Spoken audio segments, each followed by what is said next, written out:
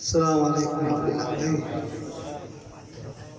गलेबाज वाला है, दो शेर पढ़ूंगा, अपनी हाजिरी लग जाएगी इंशाल्लाह।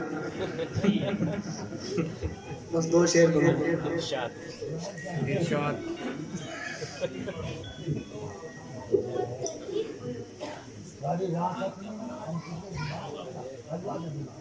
रहमतों का मस्कन है, प्यार का खजाना है,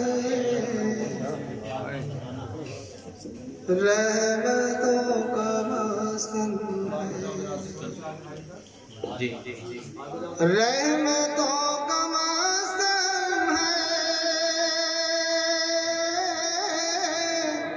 प्यार का खजाना है, वो जो मेरे आका का तैबा में ठिकाना, वो जो मेरे आका का तैबा में ठिकाना है, वो जो मेरे आका बहुत अच्छे साहिब साहब तैबा में ठिकाना है, रहमतों का मस्कर है, प्यार का खजाना है। और ये शेर मुखातिब हज़रात, सुन्नतों को अपना कर इस तरह जियो साहिल, सुन्नतों को अपना कर इस तरह सुन्नतों को अपना कर